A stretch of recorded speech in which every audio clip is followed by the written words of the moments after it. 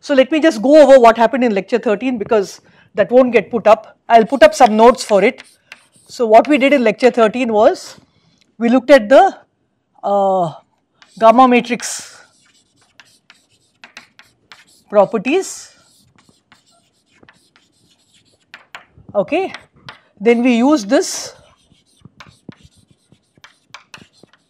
to find the matrix element for E mu goes to E mu. Then and defined m squared bar as average or sum over initial and final spins.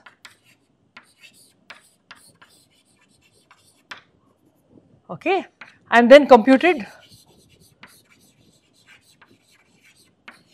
d sigma by d omega using m squared bar and old kinematics.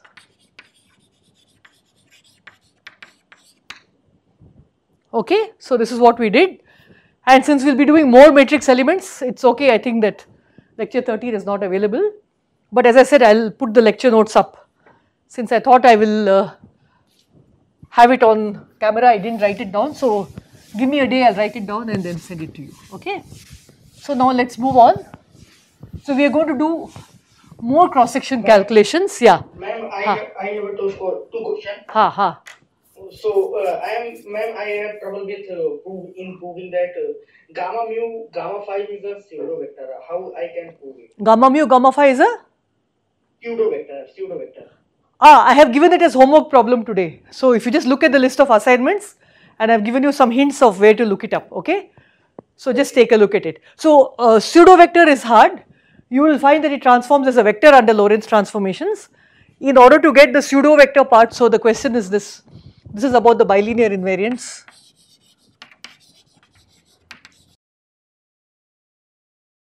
So the bilinear actually always covariants. So the question was there are 5 of them.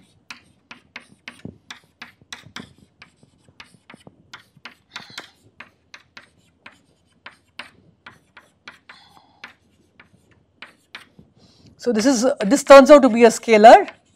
This will be pseudo scalar. This will be a vector. This is a pseudo vector which I call axial vector, same thing. And this is a tensor, second rank tensor. Okay. So when you do this under Lorentz transformations alone, you won't be able to tell whether it's scalar or pseudo scalar and vector or axial vector. For that you have to look at the parity properties. So that's also part of your assignment. Only for these two cases, I have asked you to show the parity property. So what do you know about a vector? Like for example, P or X is a vector. Let us look at our good old fashioned 3-dimensional space. So under parity, let us call it R. So P goes to minus P and R goes to minus R. But axial vector example is angular momentum, which is R cross P, therefore goes to plus L. Okay, so this is an axial vector and this is a vector, is it clear? And therefore you have to look at the parity property of this, and only then you will be able to establish whether it is axial vector or vector. Is it okay? So I have given some hints, you can look it up.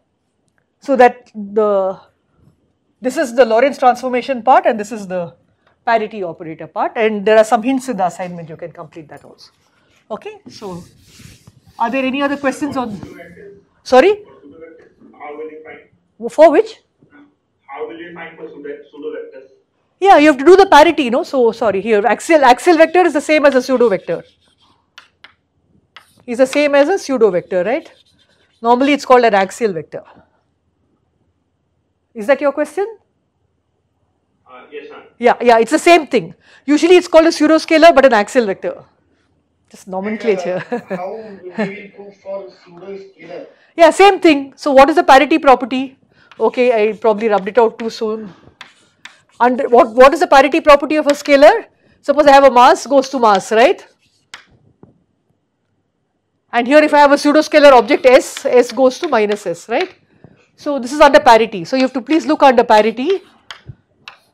So V goes to, so this is pseudoscalar, let me write it down like this.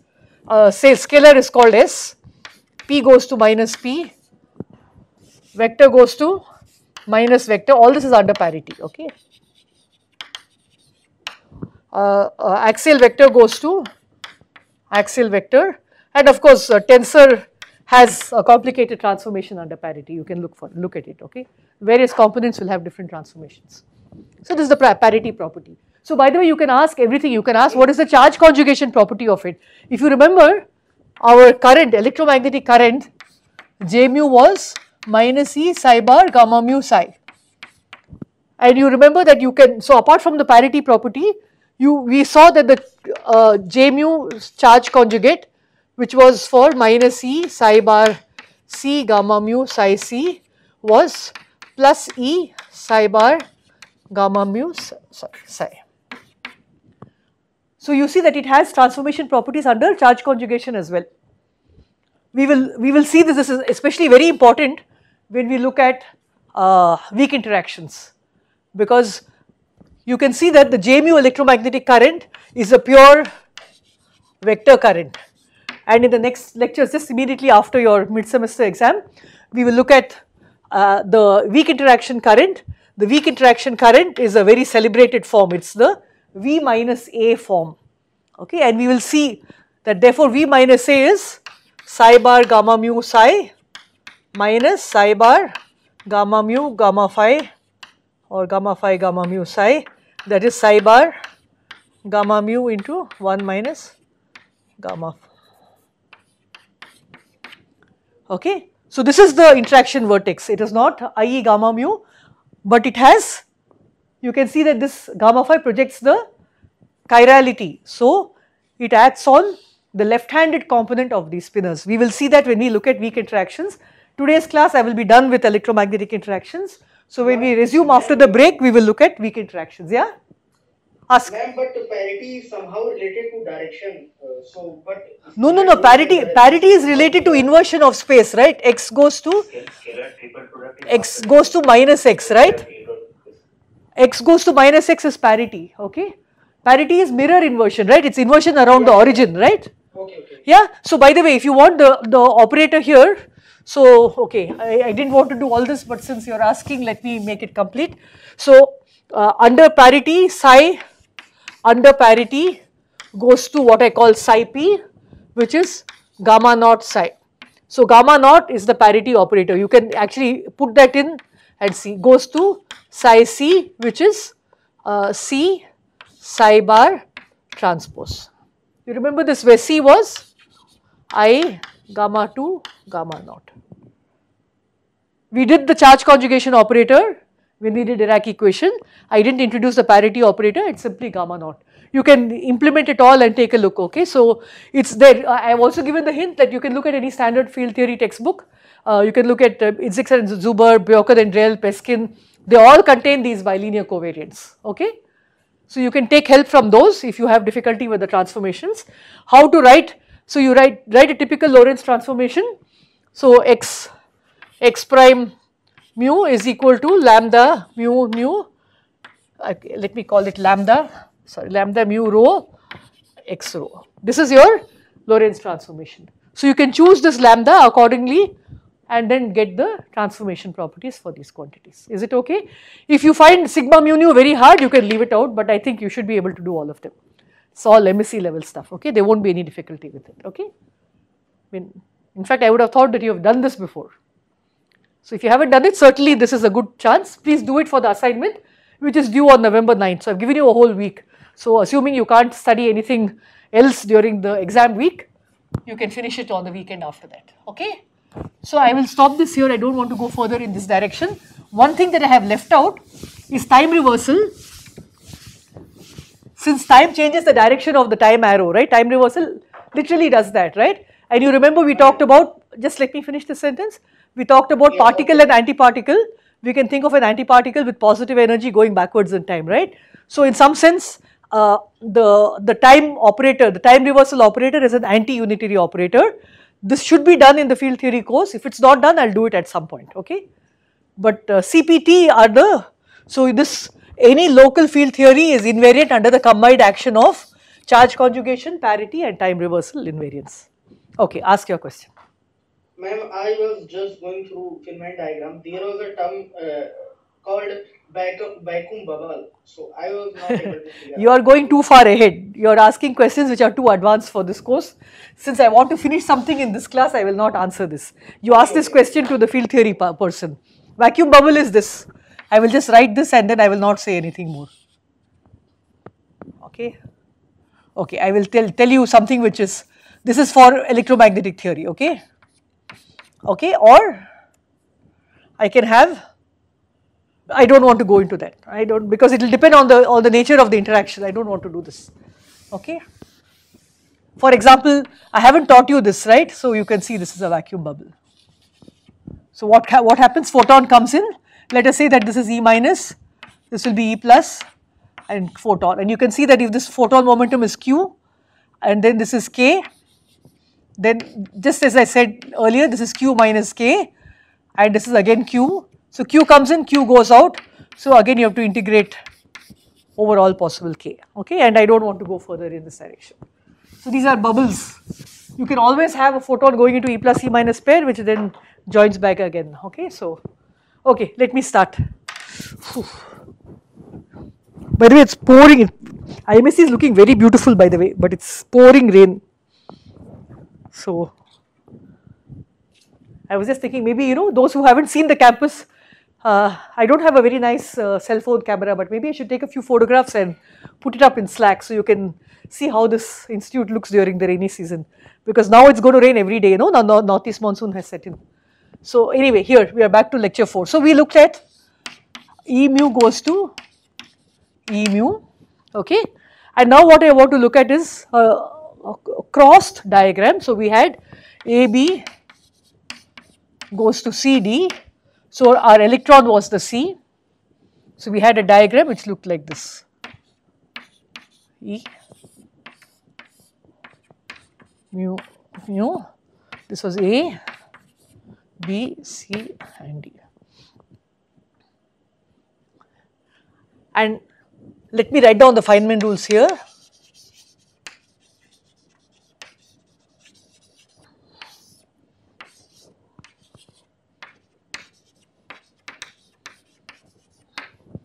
There is only one Feynman rule for spinor QED, which is this. Then we have the photon propagator is minus I G mu nu by Q squared, although I have not used it. An electron propagator is I by P slash minus M. What is P slash? It is P mu gamma mu, I hope you remember. So this you can see is I multiply and divide P slash plus M in the numerator and denominator. So you see that Q squared equal to 0 is the mass shell condition for a photon. P squared equal to M squared is the mass shell condition for a real electron. So these are all off shell particles, okay. And then we have U bar for final state particle,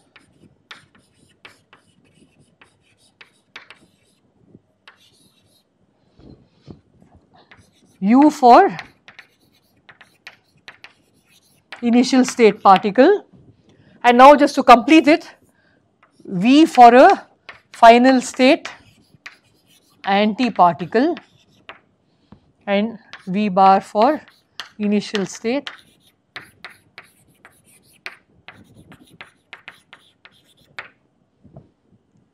okay. I have just written this down because what I am going to do next is I am going to look at, instead of E mu goes to E mu, so let me call this A, B, C, D. I am going to write EA minus remains where it is. This EC minus becomes EC plus. positron in the initial state, and then I have mu B plus mu D minus. So instead of AB going to CD, I have, and you can see the diagram over here. Since we are seeing antiparticles for the first time, I am going to spend some time on the notation. By the way, the momenta are always coming inwards. This is the momentum direction, okay. The particle momentum are coming inwards, and normally I am going to solve this in the center of mass frame, okay. But for the electron,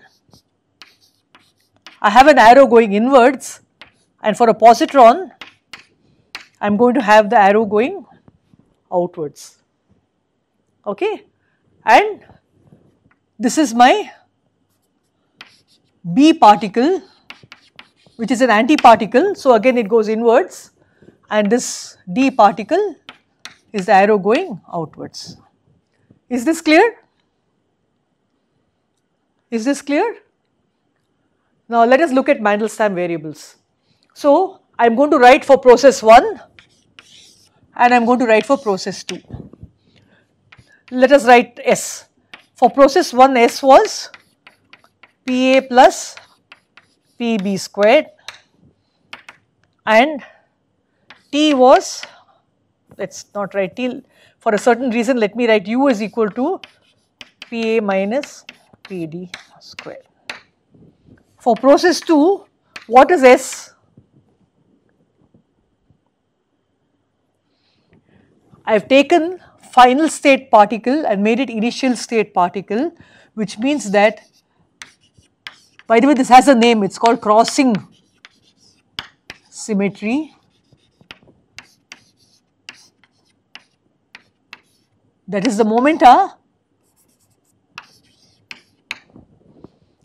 change sign because I have gone from initial state to final state, okay. So that means, let me call this S2. So B goes to minus C, that is equal to old T. So let me write all of them.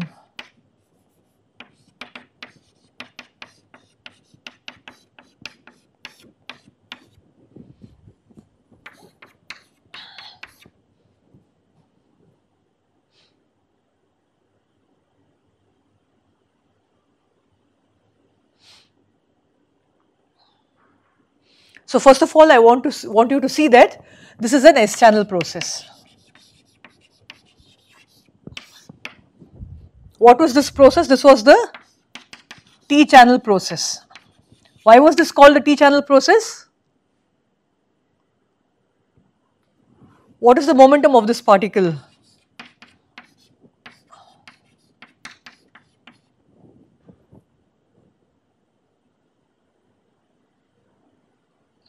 Okay, fine. So this is nothing but T, and that is why we got, if you remember in the energy denominator, we got the cross section to be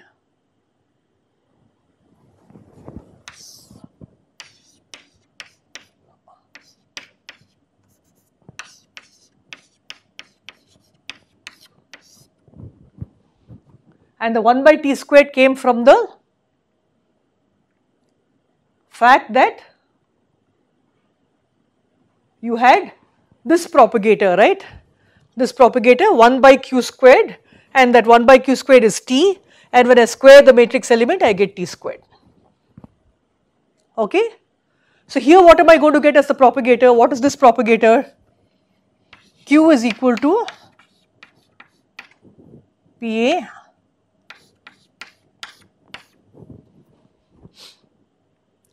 okay, and therefore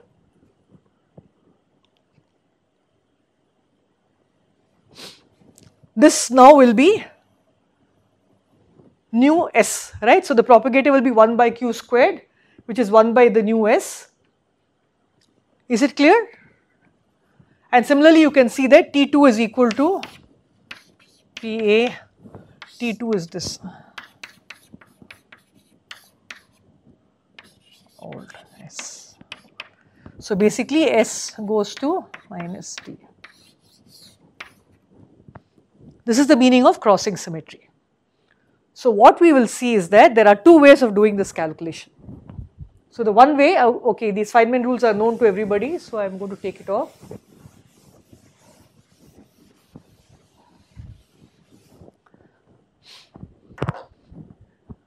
What is the matrix element for this process?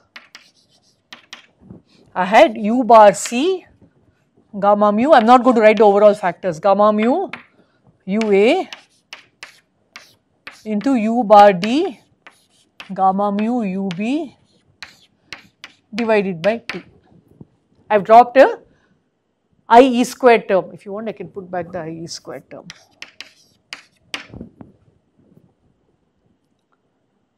Okay, and then when I did m squared and averaged it over various things, I will get 1 by 4 trace of, so let me write just e power 4 by t squared, trace of this term square, which was p slash a gamma rho p slash c. I am dropping the mass terms into trace of p slash b gamma rho p slash d gamma mu. Maybe I used mu and lambda or mu and rho, it does not matter, okay. Is this okay? This is what I had, and then I got this to be, and then this becomes 4 times P A rho P C mu, twice of this, right, plus P A mu P C rho minus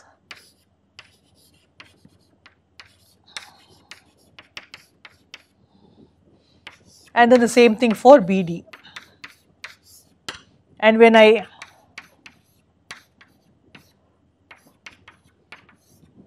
multiplied it, I got terms which looked like PA dot PB, PC dot PD, some overall factor which I can't remember now, plus PA dot PD, PC dot PB, and the other terms all cancelled.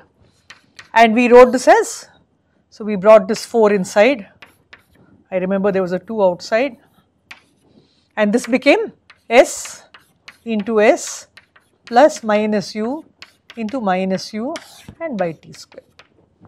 Is it clear? I have done this whole computation again. Now all I am saying is that because of this interchange, this is the matrix element squared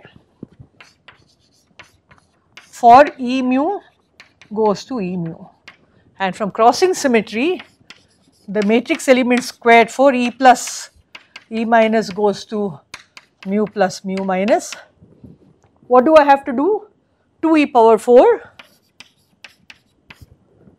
So what happens to t? So now I am going to write s goes to minus t. This is what I am going to do over here, okay. So this minus s squared is just s squared. Yeah? Ask? Huh? Ma'am, we saw that s goes to old t and old t go to old s, right? Minus Old t. I was getting. Sorry, yeah, sorry, PB, sorry, B goes to minus C, yeah. So S goes to T and T goes to S, yeah, sorry, correct, yeah, correct, you're right, okay, fine. So what will happen here, instead of 4s squared, so not 4s squared, so instead of s squared, it will be t squared plus u squared. Can you see this? That's why I reproduced that old calculation. S goes to t, so this will be t squared, u goes to u. That you can compute yourself, because we didn't change A and D. See, A and D remain the same, only B and C are interchanged. So since what is the formula for U? U is PA minus PD squared, and therefore U goes to U and S goes to T, right. So U goes to U, S goes to T. So this is my new formula. Is it clear? So what have I done? I can do two things. I can write this whole cross section down just like I wrote it here. So you can see that that's all the time it takes to do it, okay. In 5 minutes you could have written the whole thing all over again and then worked it out and you would have got this answer. All I am saying is that by using crossing symmetry you don't need to do the whole thing again, I can use the symmetry property, S goes to T, T goes to U, and T goes to S and U goes to U, and just get one cross section out of the other. And therefore the whole d sigma by d omega will be some proportional to something which is, there's an e power 4 and so it's an alpha squared. I don't remember the factors, t squared plus u squared by s squared. You can put back the factors 1 by, so it will be 1 by 64 pi squared s. Pf by pi is 1, so we don't need to care about it, m squared bar. You can reproduce that calculation.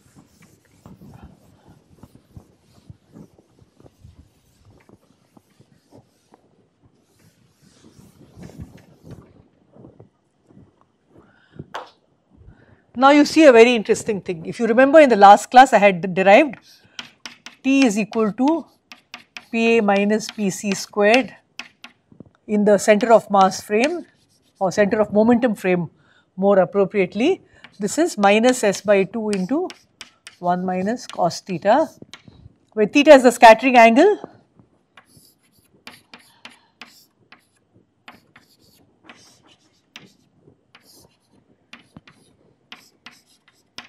Where this is the z axis.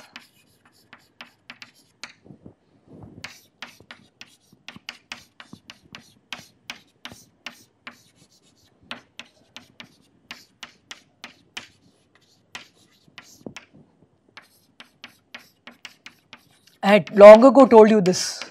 It's the sum of all the masses in the problem. Since we have set all the masses to 0, therefore this is just 0. You can see that this is trivially satisfied, right? So I have d sigma by d omega is equal to, okay, we can actually do this properly. If this is 2 e power 4, then I can write e power 4 here. Where do I write it? I'll write it here. 2 e power 4 equal to 2 e squared by 4 pi squared into 16 pi squared, right? That will be 32 pi squared alpha squared. So what I have here is, and that is divided by 64 pi squared s. So 64 pi squared s. So that is equal to alpha squared by 2s. I don't guarantee this, we will see. T squared plus u squared by s squared. That is coming from the matrix element part. Now what do I want to do? I want to calculate total sigma is alpha squared by 2s integral d omega is d cos theta d phi. And what is t squared? T squared is s squared by 4 1 minus cos theta whole squared plus s squared by 4 into 1 plus cos theta whole squared divided by s squared. You can see now why I left the s squared alone over here. So the s squared cancels. I get something over here. My d phi gives me 2 pi. So I have d cos theta into 2 plus 2 cos squared theta. Okay? Is it okay so far?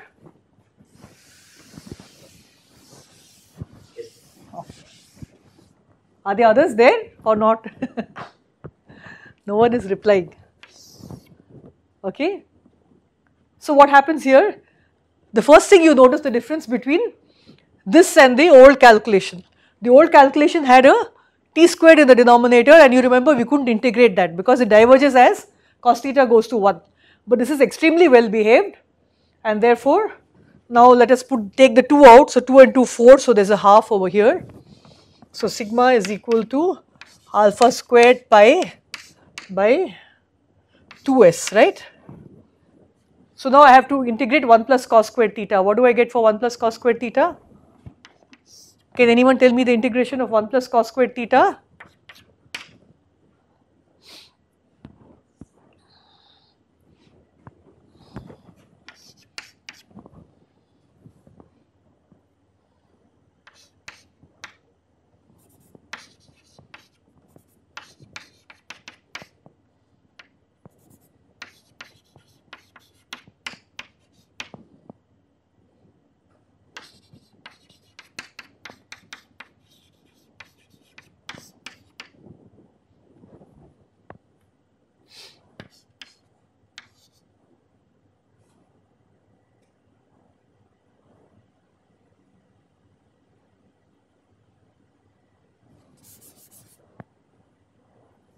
just cos theta, sorry. So I have cos cube theta x cubed by 3.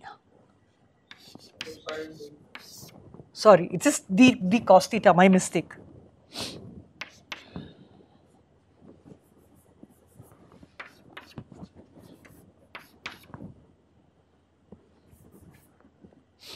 D cos theta into cos theta, so 2 plus 2/3 is 6, 7, 8 by 3.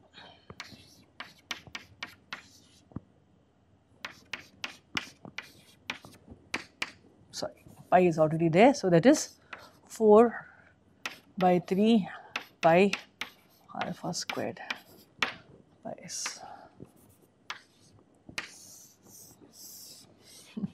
Which actually is right. So we have got all the factors right. Okay, I am quite impressed myself that I remembered all the factors. So you see, this is a very famous cross section. It integrates to a finite quantity. It also decreases as 1 by s. I keep harping on this theme that as the incoming energy increases, then the cross section has to fall. Okay, now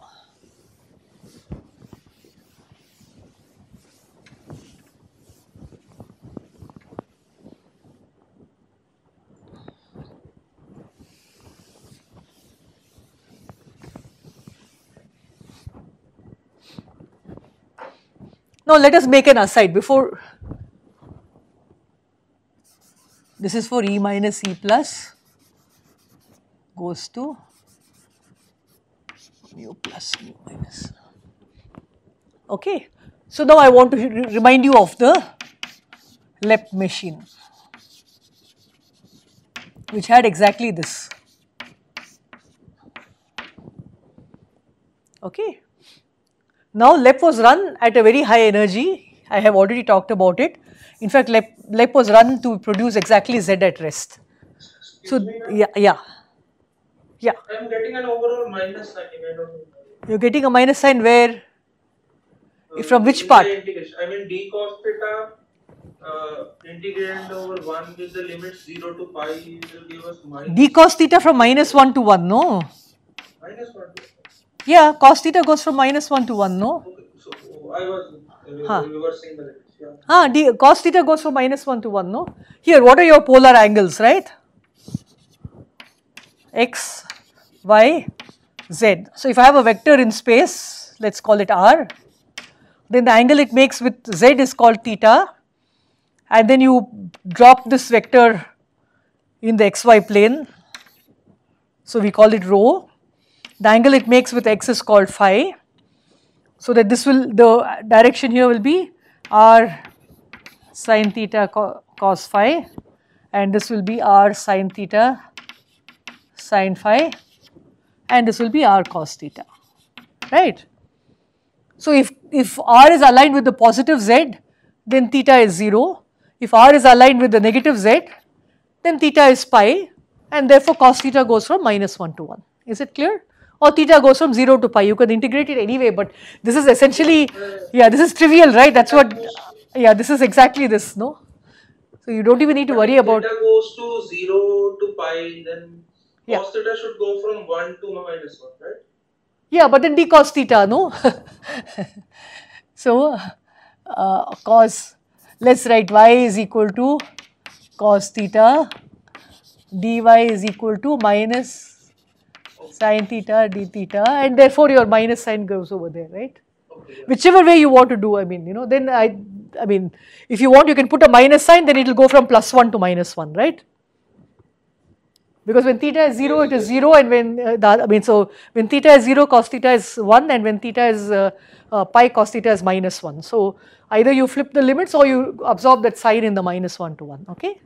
So I'm always assuming that you people are familiar with these polar coordinates. We use a lot of polar coordinates over here, right? So now you got a plus sign. Is it all okay? Yes. Very good. Where was I? Okay, here I take off all this. So what I was saying is, in the LEP machine, when you produce Z, this is through an electroweak interaction. This is not electromagnetic interaction. But suppose I am at a very low energy. Okay, so there were many machines earlier, PEP, Petra, all low energy machines, old machines at smaller root S. So they had essentially E plus E minus, going through electromagnetic interactions into all possible final states, including mu plus mu minus. Okay. But you could also produce, as you can see, QQ bar. So the same process, right? So E minus E plus goes to mu plus mu minus, or E minus E plus goes to Q bar.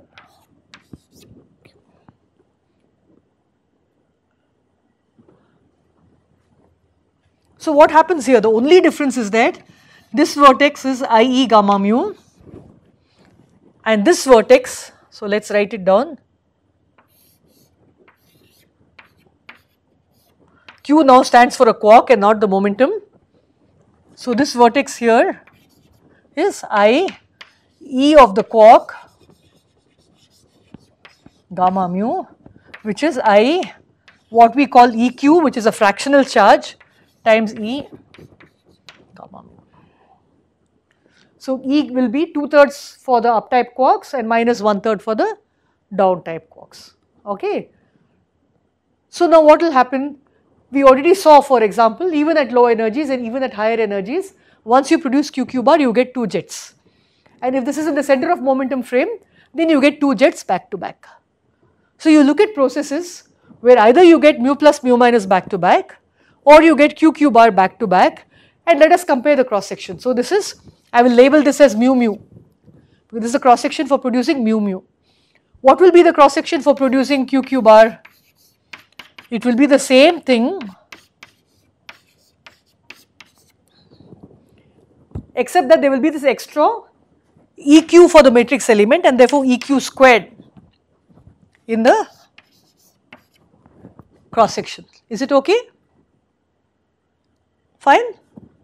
And we do not know which quark is produced. So let us say that we sum over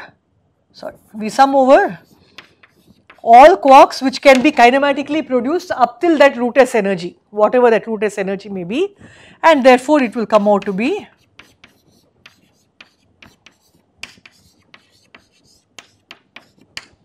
sum over I, whatever pairs are there, which means it is simpler to ask the question,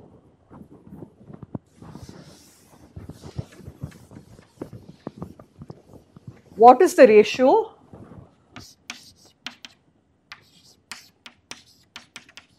at some energy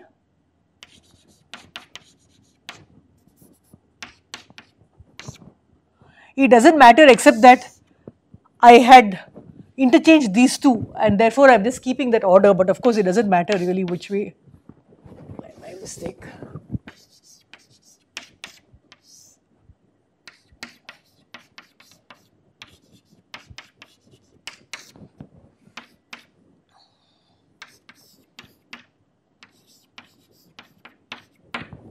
See, the overall factors simply cancel, so I do not need to care about them, provided of course they are at the same root S, right.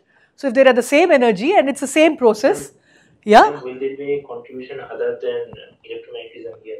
No, I am talking of, that is why I said this is at low energy. So low root S much less than mz by 2. Okay. So much less than 45 GeV, so that root S is equal to mz, yeah, that is the low E much less than mz by 2. So root S is 2E, right. So the energy of these particles is E and minus E, E P and E minus P, and 2E or 2P is root S, right. So root S much less than the mass of the Z boson. Yeah, ask the question. So ma'am, that day when we saw those diagrams, we saw jets of the... Yeah, those will be higher energy jets, yes. Yeah. At those energies, in fact, you know that U, D, S, C, B all can be produced, not the top quark, yeah. Because this is 91, so this is 5 GeV, top quark has mass of 180, so it will not be produced, okay. But I am talking at lower energies where maybe U, D, S or maybe even C, or maybe B is produced and nothing more than that. Okay. So, is it the experimental fact, or we can actually see that from the reaction? Like, if theoretically, can we see that we will get a jets, or it is just an experimental? Experimentally, you see them as jets. That's how you infer that the quark anti-quark pair is produced, Yeah. right? But from the theory itself, without doing the experiment, can we infer that we will get the jets? No, I mean that is like chicken and egg. How do you see these quarks? They have to hadronize. No, theories of hadronization have existed for a long time, but there is some process called deep inelastic scattering. Even in the early 60s, Bjorken had written formulae for writing the cross sections down. So you don't, I don't think he talked, I have to check this out, I don't think he talked about what is the observable, but he talked about the cross section showing scaling behavior. Okay, and there you don't look at the jets actually. Okay, maybe since the question was asked, let me just make an aside. The question was asked in the context of EP, where the electron comes in, produces a low energy, high energy but much lower than weak interaction, so it's purely electromagnetic, interacts with a proton. See, a right proton is a double because it's not a fundamental elementary particle, but the energy is high enough that the proton simply breaks up in this process. So these are all the jets. Okay, but what they first talked about is the cross section where only this final state electron is concerned. So you observe the electrons. The electron is a nice thing to observe. There are no jets involved. But if the energy is high enough, and you can gather that simply from the, let us say the energy of the initial electron is E, and it is moving in say Z direction, then there is a E prime and theta of the final state electron. From this you can actually tell, from here you can reconstruct the momentum of the gamma, what you in fact call the Q squared of the gamma. You can see it's a T channel diagram. So you can reconstruct the T of this process, and you can see if this is high enough, then a huge amount of momentum has been transferred into the hadronic vertex. This proton is sitting at rest, sitting in some target, okay, and the beam of electrons is shining on it.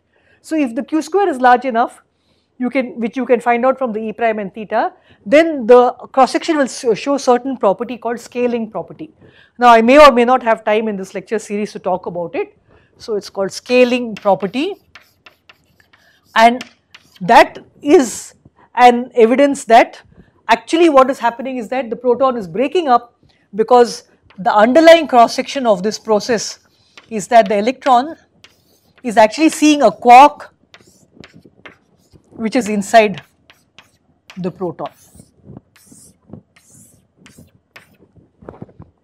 Okay, and that is also a kind of indirect evidence for quarks. Okay, so you don't observe really the jets. So it took a long time. It was in other processes, and typically in E plus E minus processes, that you saw this jet structure, and then people started understanding how to relate the quark variables in terms of the jet observables. So that's a very big deal in itself. Okay, yeah. So ma'am, we have solved for cross section for electron positron goes to electron positron. Okay. Positron, yeah, here, yeah.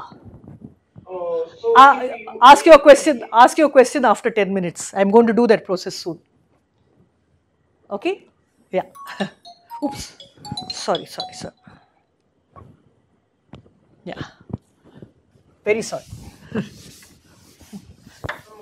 What is written?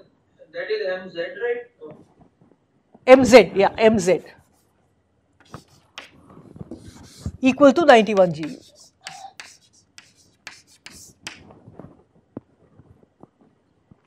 So for example, I talked about PEP and Petra, that was about 29 GeV, 35 GeV. So that is the kind of root test we are talking about. Okay, so this R ratio, so what I will now complete now for you is, let us write the R value. So R, just if you have low energy, so that only UD and S quarks, see they are all so light, it's not possible to go to low enough energy so that UD is produced but not S, because all three are extremely light particles. Okay, so then what will be the sum? This will be 4 by 9 for the U quark, 1 by 9 for the D quark, 1 by 9 for the S quark, that is 6 by 9. You can write it as 2/3. If you now turn on C, how will you turn on C? That means the momentum of the E plus E minus, or the root S of the E plus E minus, must be enough to produce mc squared. So the root S must be equal to mc plus mc, which is 2mc, or S is equal to 4mc squared. So when S is equal to 4mc squared, then when mc is 2mc is about 3 GeV, so this is 9. So when root S is greater than 9 GeV, then you will also get another contribution from the charm quark. Charm quark is 2/3, so this will now give you 10 by 9. Of course, if you have more energy, which is enough to produce the B quark is 4.5 GeV, so 2 times that mass is 9 GeV, which squares to 81 GeV squared. So you are getting almost near the Z boson peak, okay. So when S is greater than that, then you will get, you have to add another 1 by 9, you will see a very small change in this, right. So now you go and ask in the experiment, is this what you see?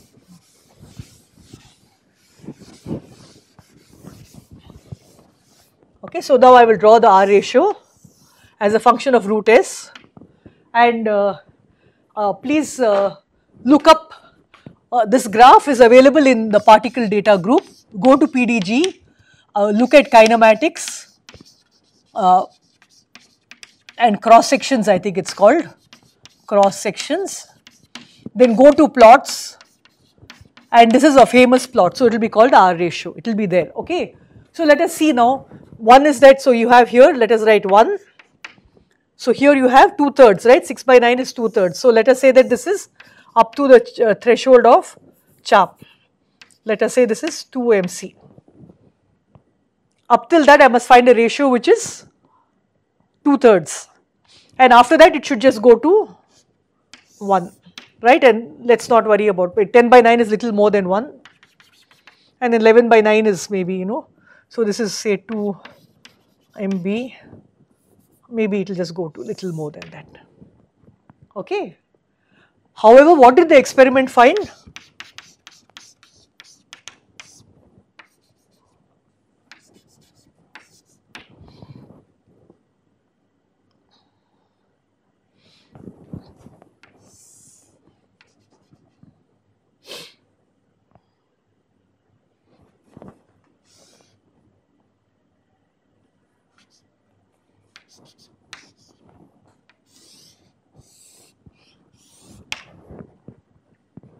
Okay. So what is this discrepancy? It turns out to be a factor of 3. So this I mentioned in the last class. So what happens is that in your process, now let me draw my process again neatly over here. So I have E minus, E plus can go to Q red bar plus Q blue bar, Q green bar, okay. Each of them have the same electromagnetic coupling to the photon, and there is no other effect of the strong interactions over here because it is a pure electromagnetic process. So the cross section gets summed over not only the quark flavor but also the quark color, and that simply gives you a factor of 3, okay. And therefore you can see very clearly that number of colors is equal to 3. So you already saw the evidence for quark color using spectroscopy, and now you are going to see evidence now for quark color using jet processes. Is this okay? So this number cannot be hidden. It is not a factor of 1.2 or 1.8, it is factor of 3, okay. It is huge and it is visible. Please look at this. Can you repeat that? Sorry? Can you repeat that? Which one? The fact. Discrepancy or flavor connection. Yeah, see, you can see that, no, if R is just EQ squared, then I should have got 2/3 here, right?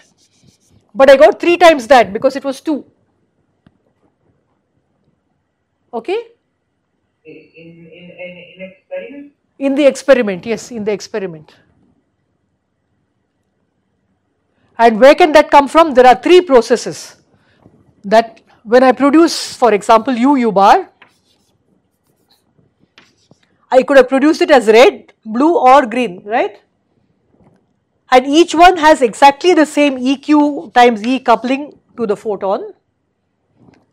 But there are 3 copies of each of them because there are 3 colors of quarks. And the color doesn't do anything else.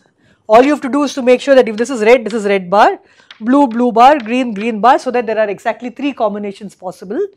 And therefore the cross section for the numerator is actually 3 times because sum over color and flavor. So now I have to do, I am producing Qi and color bar. So actually I have to sum over not only the flavor but also the color. The flavor gives you sum over I EQi squared, which is what I have done here. The sum over color just gives me 3. Is it clear? So every one of these is multiplied by a factor of 3.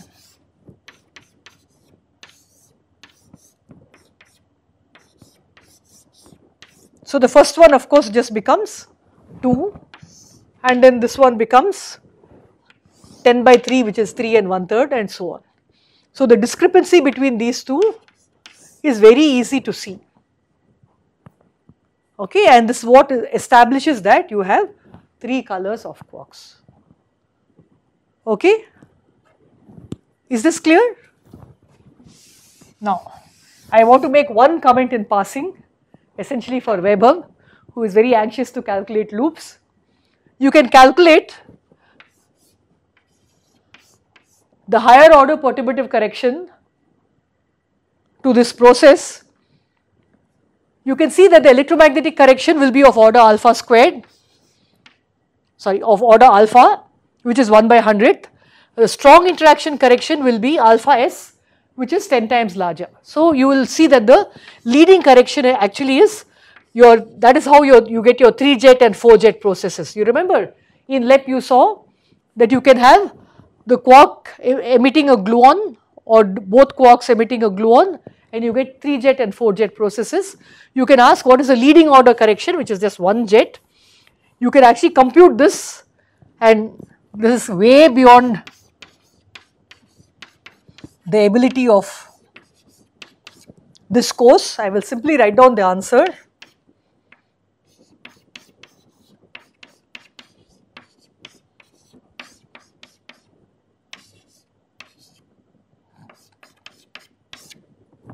It's a very famous result, okay.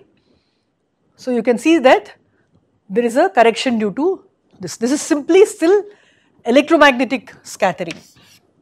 However, you see now, where did this turn on?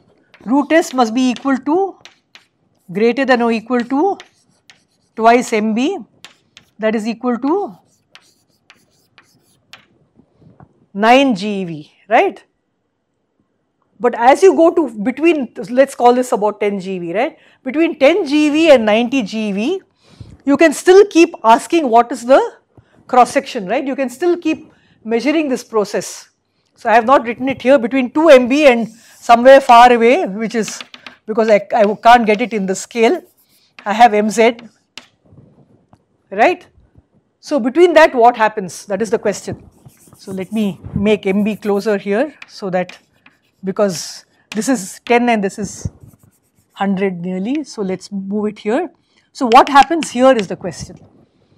What happens is that slowly the weak interaction term also turns on, and you will see that this part of the cross section, can you see the top of the board? Yeah, will start increasing and then go into the Z pole and then come down again. Okay, so please look this up. I am not going to draw this for you. Please look it up over here. So why is it increasing when all the cross sections should fall with S?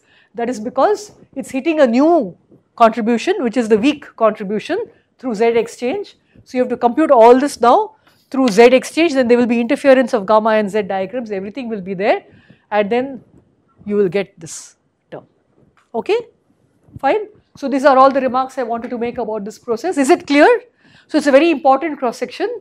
E plus E minus goes to QQ bar in terms of E plus E minus goes to mu plus mu minus, and we learn more about the quark color properties using this.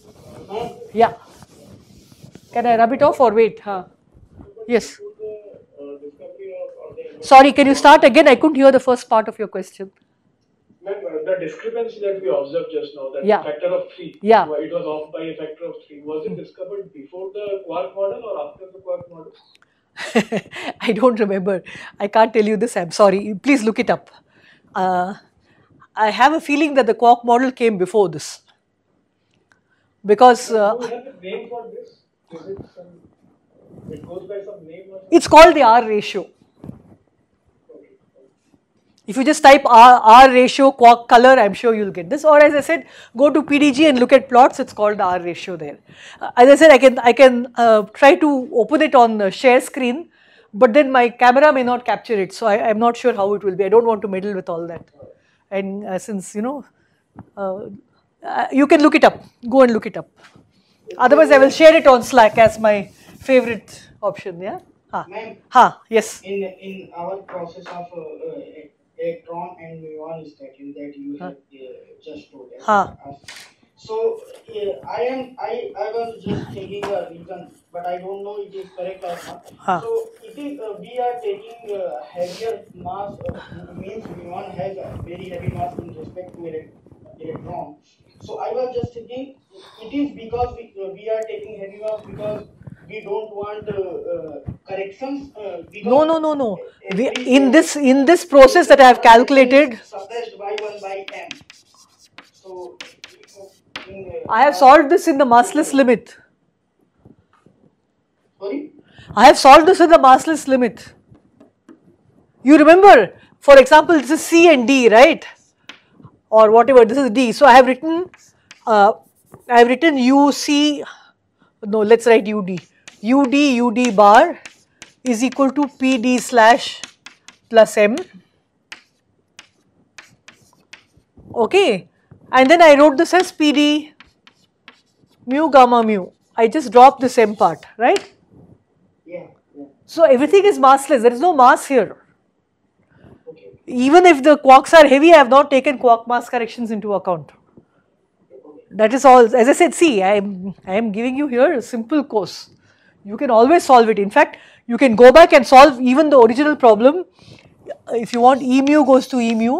If you want, you can solve it with masses. It's not difficult. See what happens. You remember, okay, what is the time? Yeah. So I had trace of, let us take PA slash plus MA, gamma mu, PC slash plus MC. I am only writing one of them, gamma rho, gamma lambda, whatever. Now I dropped the masses, so I had a trace of 4 gamma matrices. But if I don't drop the masses, I will have trace of PA slash gamma mu, PC slash gamma rho, plus M times trace of some things, either MA or MC.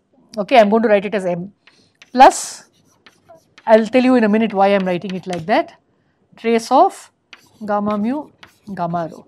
Now you can see that if I have only one M term, then it will give me 3 gamma matrices. It will be MA times gamma mu PC slash gamma rho, or it will be MC times PA slash gamma mu gamma rho. Can you see that?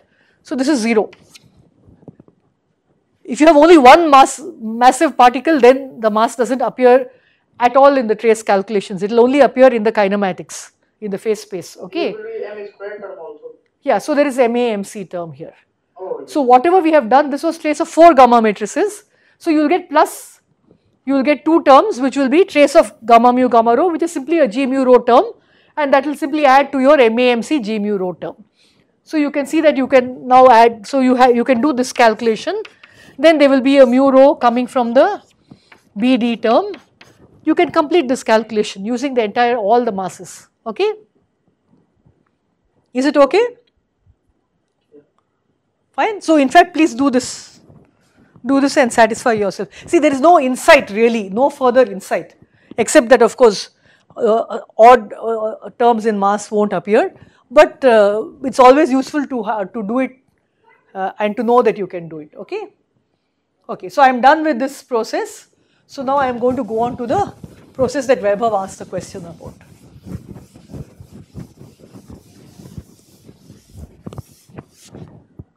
I thought I would finish half an hour early, but clearly I am not going to do it. Okay, doesn't matter. By the way, is this whole process of trace calculation and identifying Mandelstam variables clear to everybody? I am in confusion in identifying Mandelstam variables. So I am not able to figure it out how to. Okay. So maybe I will do it now for this process. So this is the process that you asked about. Suppose I have either E minus or E plus or E minus, whichever way goes to E minus. You will get the same result if you do E minus E plus goes to E plus E minus, which is what Vaibhav asked about.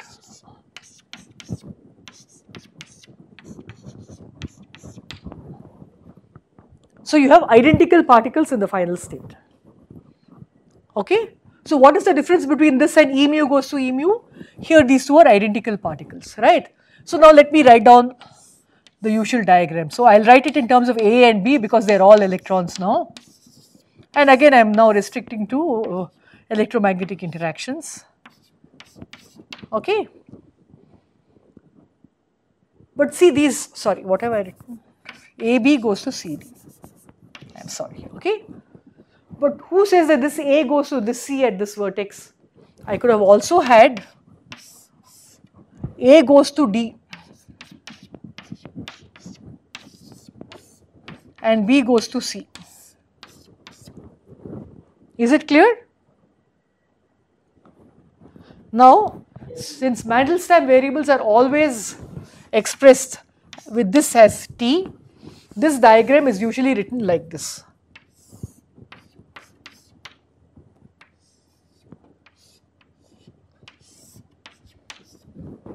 This just shows that there is no vertex there. Next time I may not even put that little offset. Okay, so A emits D and B emits C. Let us look at what this is. This is T, and so here you can see that Q is, let's write Q squared is PA minus PC squared, which is T. What is Q over here? Q is PA minus PD. So again this is a revision of the Mandelstam variables. Is this clear? So this is S, this is T, this is U.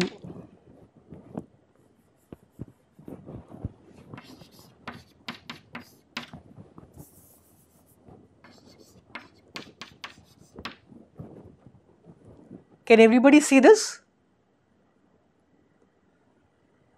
Okay. So you have now two processes. So your matrix element is equal to the sum of them, right?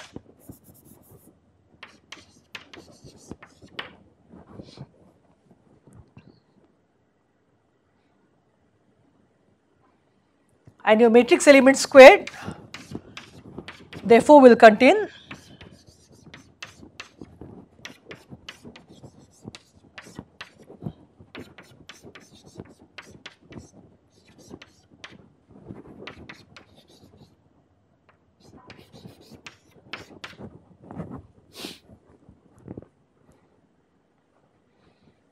So you can see that there are additional complications because these two contribute to the same process, and when I observe a PC and a PD, I won't know whether that C came from this vertex or this vertex, which we will again call mu and nu.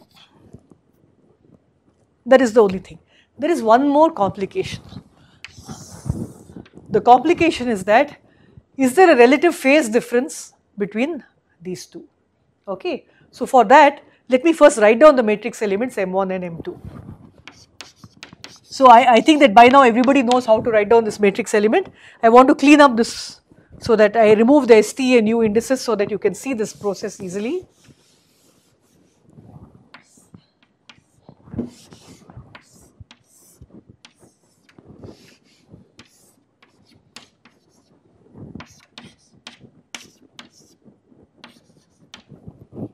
So this will be related to, you see this is the same as the old one, okay, so I hope you realize this.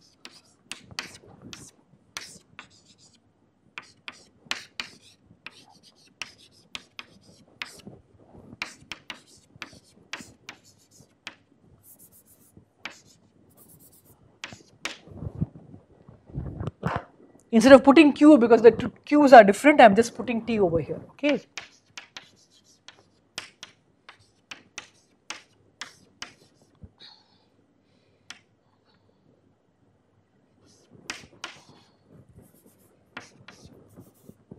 I will always call the upper vertex as mu, okay.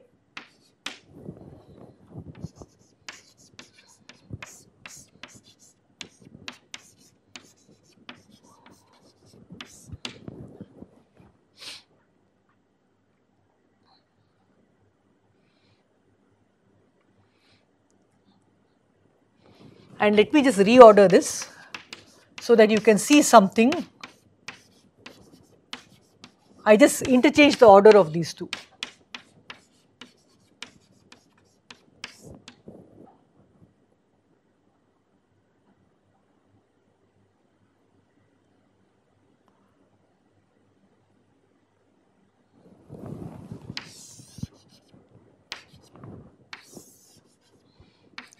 I interchange this so that you can see this relationship. See, the two of them, so let me call them equation 1 and equation 2.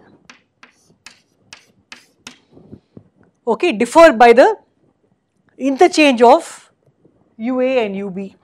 Basically, if you go back to your transition amplitude TFI, which was looking like psi bar V psi, so you actually had psi C bar gamma mu psi A, psi D bar gamma mu psi A and psi C bar gamma mu psi B. Okay. So what you have is that in one case TFI of 1, I have here psi C bar gamma mu psi A and psi D bar gamma mu psi B, and in the other case I have the A and B terms interchanged. Ma'am? Yeah. We are dealing with fermions, so exactly, that's exact. There should be negative sign or positive. Exactly, they will be a negative. That's exactly the answer. Okay. So when I want to interchange B and D, so let me write exactly as Vaibhav said. Let me forget the gammas. Let me write this as matrix element terms so that I have indices over here.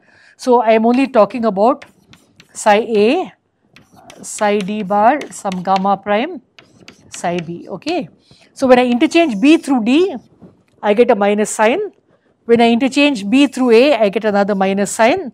And then I have to interchange A through D and I get a minus sign. So this will be equal to minus TFI of 2. And therefore, my matrix element M is equal to M1 minus M2. Is it clear? And therefore, my mod squared will be mod squared plus 1 plus mod squared 2 minus 1, 2 cross terms. Is it clear? Is it clear where the minus sign came from? Because they come, this arises from the term JFI, okay, and that came from psi bar gamma mu psi and the psi is anti-commute, and that gives you a minus sign. Now again this looks ad hoc, but when you derive this again using the Feynman rules, using the Green's functions, which you will do in the field theory course, you will find that this automatically arises from this. Now I don't think I want to finish this computation. I think that you are completely capable of doing this yourself. So what you have to do is you have to just do these terms one by one. So you can see that the M1 squared term will give you a 1 by T squared. The M2 squared term will give you a 1 by U squared, and the M1, either M1 M2 dagger or M1 dagger M2 will give you 1 by T U terms, and all three will be there. And this will simply give you, again you can drop the masses, this will again give you the same trace of 4 gamma matrices and all different permutation combinations. So M1 squared will be, okay, so I will just do that part and stop there. So I will just do up to the product so that you can see how it comes out, and then you can complete this calculation yourself. So M1 was nothing but the old diagram. This was exactly the diagram that we had when we did E mu goes to E mu. And if you remember that, M1 squared, which was the old M squared, came out to be trace of PA slash gamma mu, PC slash gamma rho times trace of PD slash gamma mu, PB slash gamma rho. Okay, so it's a product of two traces. Similarly, you will find M2 squared will be a product of two traces. Instead of AC and BD, you will get AD and BC. So M2 squared will contain trace of AD, trace of BC. Let us look at M1, M2 dagger. For that, let me first write M2 dagger because you are just looking at it newly. So I want to write M2 dagger over here. So I M2 dagger is minus IE squared. Sorry, I forgot to by U. What did we say for when you do a dagger of this? It simply interchanges these two, right? So it is UB bar gamma mu, let's call it some gamma rho, UC, UA bar gamma rho UD. So I am going to multiply 1 and 3. So why we have written gamma L, not gamma mu? Gamma? Rho, gamma rho. These are dummy indices, right? Mu and mu are already finished here. When I multiply these two, I can't have 4 mu's. That's all. You'll just get confused. So in anticipation, I've already called it rho because I want to just multiply these two. So I into minus I is 1. So I have e power 4 by Tu. So the Tu comes out exactly as I told. Okay. Now let us just write these terms. I have the first term. So let me just write the first term. UC bar gamma mu UA. Now in order to continue, I should continue with the UA term, right? So let me write this first. UA bar gamma rho UD. Therefore, I need to continue with the D term, which is here, which is this UD bar. Each one is a number, you remember this. Okay, and then that leaves the last term, which is UB bar.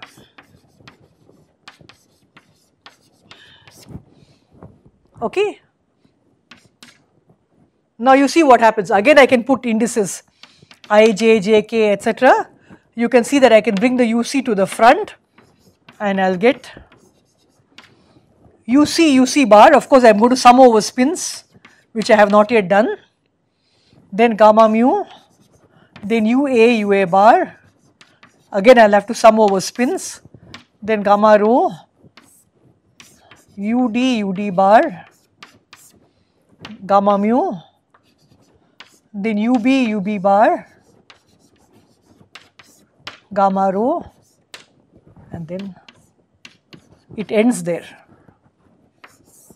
So you see, instead of getting a product of two traces, I get a single trace.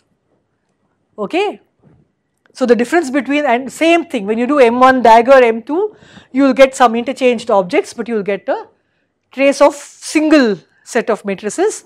Now I call this again, I call this S, I call this S prime, I call this S double prime, I call this S triple prime,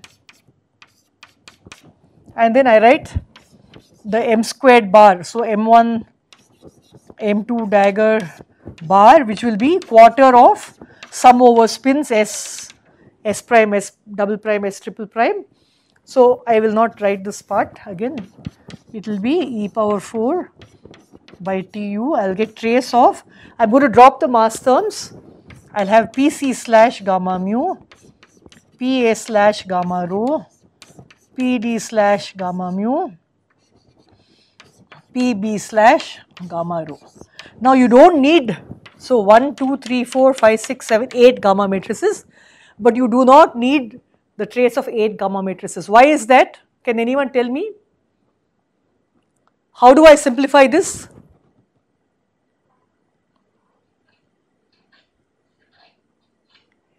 Just look at it carefully. How many indices are there in this?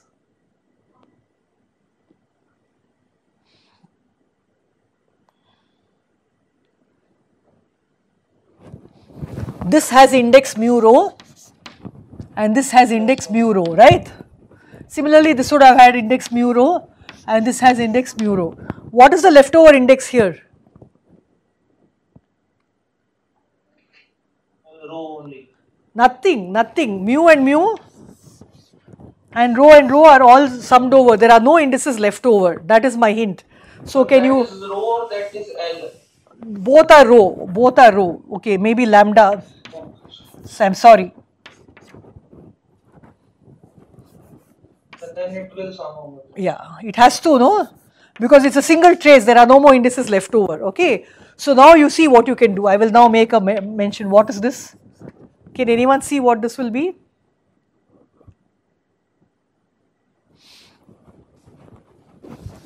I will write it neatly so that you can see it again. So that is equal to 1 by 4 e power 4 by tu. Now I am going to take out PC sigma P A theta P D omega P B. Okay, I have to put a rho, I mean nu, maybe nu. Trace of gamma sigma, gamma mu, gamma theta, gamma lambda, gamma omega, gamma mu, gamma nu, gamma lambda. Okay, now tell me.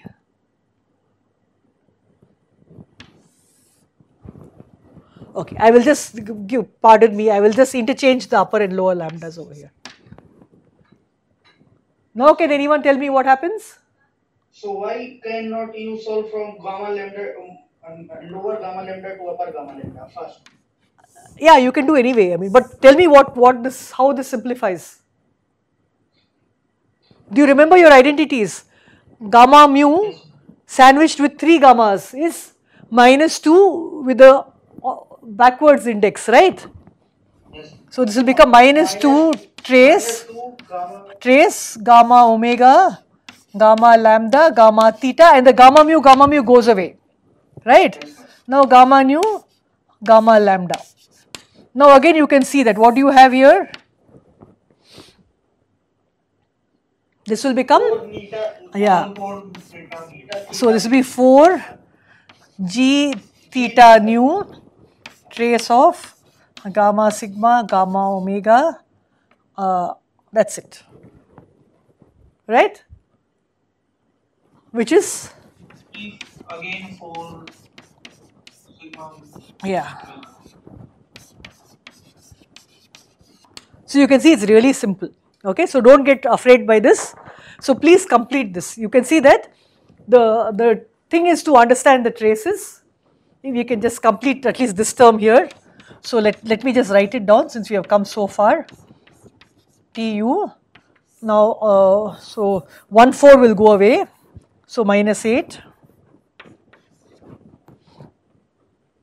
So g theta nu.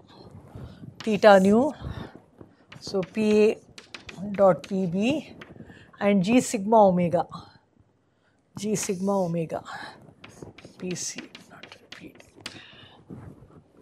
Okay? And if I take away a 4, can you tell me what this will be?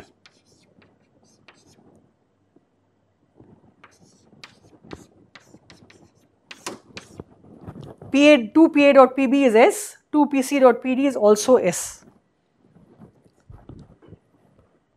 Have you understood? So this is how we implement the invariants, ST and U Mandelstam variables. This is how we compute things. Okay. So please do the other one. This is M1, M2 dagger. Please do M2, M1 dagger. And yes. Ma'am, in this process when you are calculating and squaring the amplitude, there was 4 term M1 square plus M2 square plus Yeah. interchange. Yes. Yeah, but this we already did, no? We already did this. Yeah, I'm not doing it again. So I'm asking, that m1 square, is it can be equal to your electron positron amplitude?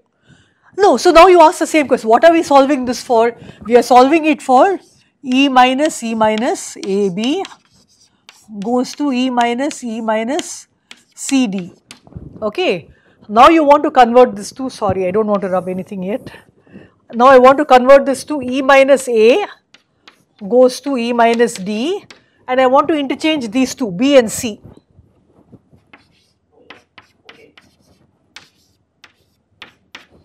Okay. So again what will happen? You have PB goes to minus PC. So which means S goes to T, U goes to U. So you can just complete this matrix element, do the substitution, and you will get the answer for E plus E minus goes to E plus E minus. Is this clear? So this is the property of trace calculations, this is the property of crossing. You can do one calculation and then use that for the other calculation. So here you have to just replace over here. So it will become T squared by SU. Can you see that? We will solve it out. Yeah. So here S will become T, no, so this will become T squared, and T will become S, U will become U. So this will become T squared by SU, one term. I mean like that each term you will have to do, okay? Fine. So maybe one last comment I will make. Okay, fine. You can see that the denominator is SU. Okay. So I will remove all this and we will look at it from the diagrams. So what we are getting is that we got 1 by T squared plus 1 by U squared plus 1 by TU. This is for E minus goes to E minus. This is what we had already for E minus mu minus goes to E minus mu minus, and then we saw that this cross term was a U channel process, right? Now when we crossed it, we said that T will go to S, U will go to U, and therefore you are going to get these kinds of terms. So what were these diagrams? These diagrams where this is the T channel and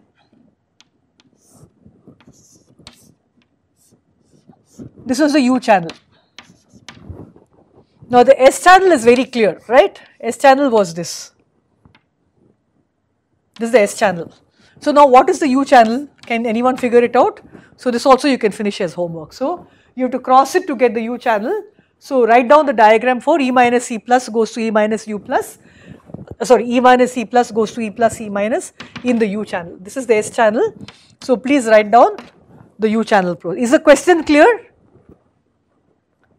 This came from squaring these, right? So this square gave T squared, this square gave U squared, and the cross terms gave TU. I am not writing down what these are, okay? There are so many things over here. But here I just said from crossing tells me that S goes to T, right? And therefore I can simply write these down. I can write down the answer exactly. But I can also have started out by writing the process itself from the Feynman rules. So this will be the S channel and there has to be a U channel process. Please tell me what that diagram is, so that when you square it, this will be the S squared diagram, this will be the U squared diagram, and the cross terms will give you the SU diagram. So that is also your homework. So please complete that, okay? Fine, I will stop at this point. So we are done with electromagnetism, at least this portion of it. We will again look at it through the Lagrangian formulation in order to write the weak interaction theory. But now I am going to start moving on to weak interactions. So this will be after your exam week, okay?